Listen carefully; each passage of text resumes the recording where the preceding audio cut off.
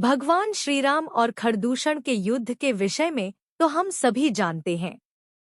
आम तौर पर इस युद्ध के विषय में विस्तार से बहुत कम लोगों को पता है और ऐसी मान्यता है कि ये युद्ध श्रीराम ने बड़ी आसानी से बहुत कम समय में जीत लिया। किंतु जब हम वाल्मीकि रामायण पढ़ते हैं तो इस युद्ध के विषय में बहुत विस्तार से लिखा गया है। इसका वर्णन हमें अरण्यकांड के 25वें सर्ग से लेकर 30वें सर्ग तक दिया गया है। जब आप इसे पढ़ेंगे तो आपको श्रीराम के शौर्य के विषय में पता चलेगा। इससे पहले कि हम वीडियो में आगे बढ़े, यदि अभी तक आपने हमारे चैनल धर्म संज्ञान को सब्सक्राइब नहीं किया है तो कृपया सब्सक्राइब कर लें ताकि आने वाली वीडियो का नोटिफिकेशन सबसे पहले आपको मिलता रहे। इसके साथ ही आप लोग हमारे दूसरे चैनल रसोई विथ बेबी को भी सब्सक्राइब कर लें, जिसमें आपको स्वादिष्ट पकवानों की रेसिपी मिलेगी। इस वर्णन के अनुसार जब जनस्थान का राजा खर अपनी 14,000 राक्षसों की सेना सहित पंचवटी पहुंचा तो उसने सबसे पहले श्रीराम पर प्रहार किया और फिर उसकी सारी सेना श्रीराम पर टूट पड़ी। उस विशाल सेना ने श्रीराम पर अनेकों अस्त्रों से प्रहार किया और उन्हें बाणों से ढक दिया। उन अस्त्रों के प्रहार से श्रीराम का शरीर क्षतविक्षत हो लहूलुहान हो गया, किंतु फिर भी वे एक अडिग पर्वत की भांति खड़े रहे। उनकी ये दशा देखकर देवता, सिद्ध, गंधर्व, महर्षि आदि शोक में डूब गए। तब श्रीराम ने क्रोध में आकर अपने धनुष को इतना खींचा कि वो गोलाकार हो गया और फिर उस धनुष से उन्होंने सहस्त्रों बाण छोड़े जिन्हें रोकना असंभव था। वे सारे बाण राक्षसों के शरीर को छेदते हुए आकाश में जाने लगे। उनके इस प्रहार से सहस्त्रों राक्षसों के अंग कटकट कर गिरने लगे। राक्षसों के आर्तनाद से पूरा वन गूंज उठा। कुछ बलशाली राक्षसों ने पुनः श्रीराम पर प्रहार किया, किंतु श्रीराम ने उनके प्रहारों को रोककर उनके गलों को काट डाला। ये देखकर बाकी बची हुई सेना वापस खर के पास भाग गई। अब खर के सेनापति दूषण ने उन्हें आश्वासन दिया और वो स्वयं श्रीराम की ओर दौड़ा। उसे देखकर राक्षस सेना निर्भय हो वापस श्रीराम पर टूट पड़ी। ये देखकर श्रीराम ने उस राक्षस सेना पर गंधर्व अस्त्र से प्रहार किया, जिससे सहस्त्रों बाणों ने आकाश को ढक लिया। राक्षस ये देख ही नहीं पाते थे कि श्रीराम कब बाण हाथ में लेते थे और कब उसे छोड़ देते थे।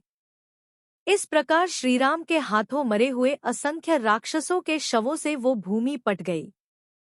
तब अपनी सेना की ये दशा देखकर दूषण ने 5,000 राक्षसों को, जिन्हें जीतना कठिन था, आगे बढ़ने की आज्ञा दी।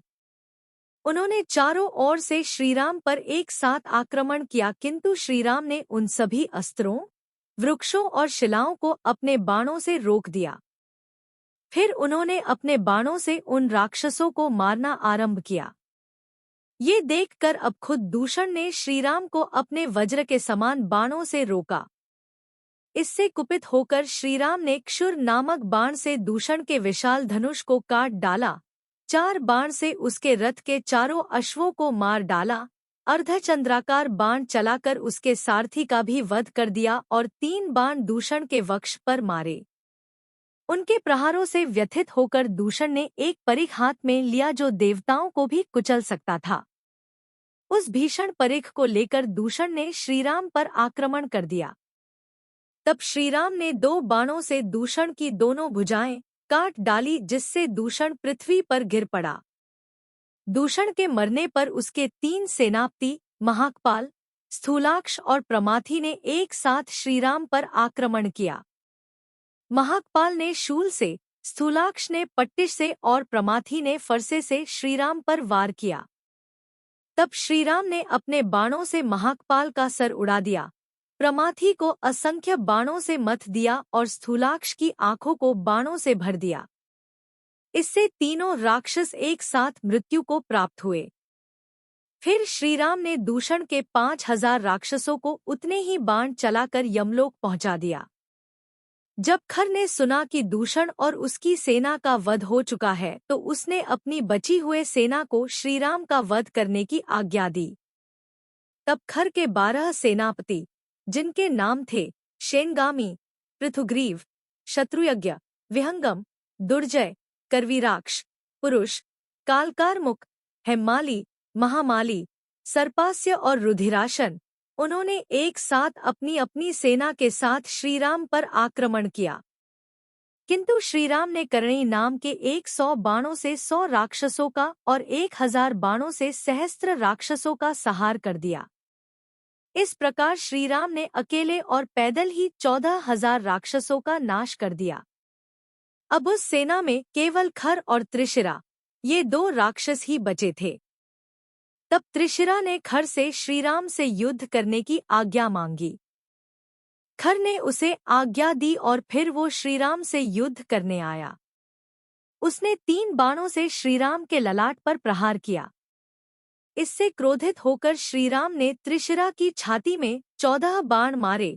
4 बाणों से उसके रथ के घोड़ों को मार दिया, 8 बाणों से उसके सारथी का भी वध कर दिया और 1 बाण से उसके रथ की ध्वजा भी काट डाली। फिर अंततः 3 बाणों से उन्होंने त्रिशिरा के तीनों मस्तक काट गिराए। त्रिशिरा के इस प्रकार मारे जाने से अब खर को भी श्रीराम से भय हुआ। उसने अद्भुत पराक्रम दिखाते हुए अपने रथ को चारों ओर घुमाते हुए श्रीराम पर कई बाण मारे। तब श्रीराम ने अपने असंख्य बाणों से आकाश को ऐसा ढक दिया कि भगवान सूर्य नारायण भी दिखाई नहीं देते थे। खर उस समय रथ पर बैठे हुए यमराज की भांति लग रहा था। उसने श्रीराम के पास जाकर उनके धनुष को काट दिया। फिर उसने सहस्त्रों बाणों से श्रीराम पर प्रहार किया, जिससे श्रीराम का कवच भूमि पर गिर पड़ा। उनके सभी अंगों में खर के छोड़े हुए बाण धंस गए और वे उसी प्रकार रणभूमि में खड़े रहे। अब उन्होंने एक दूसरे धनुष पर प्रत्यंचा चढ़ाई। ये वही वैष्णव धनुष था जो महर्षि अगस्त्य ने श्रीराम को दिया था। फिर उन्होंने खर के रथ की ध्वजा काट दी। तब खर ने श्रीराम के वक्ष में 4 बाण मारे, जिससे श्रीराम का सारा शरीर लहूलुहान हो गया। उत्तर में श्रीराम ने खर को 6 बाण मारे। उन्होंने 1 बाण खर के मस्तक में, 2 बाण उसकी भुजाओं में और 3 बाण उसकी छाती में मारे। उसके बाद उन्होंने फिर 13 बाण खर पर चलाए। 1 बाण से रथ का जुआ काट दिया, 4 बाण से चारों अश्वों को मारा, 1 बाण से सारथी का मस्तक काटा, 3 बाणों से रथ का आधार दंड तोड़ा, 1 बाण से खर का रथ तोड़ा और 13वें बाण से उन्होंने खर को घायल कर दिया। तब खर एक भीषण गदा लेकर श्रीराम के समक्ष आया। उसे देखकर श्रीराम ने कहा कि खर, आज तुझे जितने प्रहार करने हैं कर ले, किंतु मैं तेरा मस्तक अवश्य काट गिराऊंगा। ये सुनकर खर ने भी श्रीराम से कहा कि हे राम, मैं अकेला ही यमराज की भांति तुम्हारा वध करने में समर्थ हूँ, किंतु मैं अधिक नहीं कहूंगा, क्योंकि सूर्यदेव अस्ताचल को जा रहे हैं, जिससे युद्ध में विघ्न पड़ जाएगा। ये कहकर खर ने श्रीराम पर गदा से प्रहार किया, जिसके श्रीराम ने अपने बाणों से टुकड़े कर दिए। तब खर को प्रहार करने को कुछ और नहीं दिखा तो उसने पास के एक शाखों के एक विशाल वृक्ष को उखाड़ लिया। उस महान वृक्ष को उसने श्रीराम की ओर पूरी शक्ति से फेंका और कहा कि लो, अब तुम मारे गए। तब श्रीराम ने उस विशाल वृक्ष को अपने बाणों से काट डाला और अत्यंत क्रोधित हो खर के वध का निश्चय किया।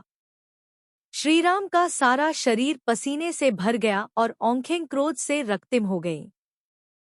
उन्होंने सहस्त्रों बाणों से खर के शरीर को क्षतविक्षत कर दिया।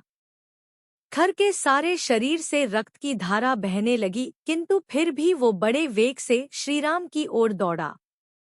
ये देखकर श्रीराम 2-3 डग पीछे हटे और ब्रह्मदंड के समान एक बाण हाथ में लिया। वो बाण उन्हें देवराज इंद्र ने दिया था। उन्होंने कान एक खींचकर उस बाण को खर पर छोड़ा, जो उसके वक्ष में जाकर लगा। जैसे भगवान रुद्र ने अंधकासुर को जलाकर भस्म किया था, उसी प्रकार उस बाण के लगने से खर भूमि पर आ गिरा और मृत्यु को प्राप्त हुआ। इस प्रकार श्रीराम ने केवल 1.5 मुहूर्त 3 घड़ी में ही खर, दूषण, त्रिशिरा और उनकी सेना के 14,000 राक्षसों का नाश कर दिया। देवताओं के शत्रु उस राक्षस सेना का विध्वंस होने पर देवता और सिद्ध दुदुम्भी बजाते हुए वहां आए और उन्होंने श्रीराम की भूरी भूरी प्रशंसा की। तो आप देख सकते हैं कि महर्षि वाल्मीकि ने कितने विस्तार से श्रीराम के शौर्य का वर्णन किया है।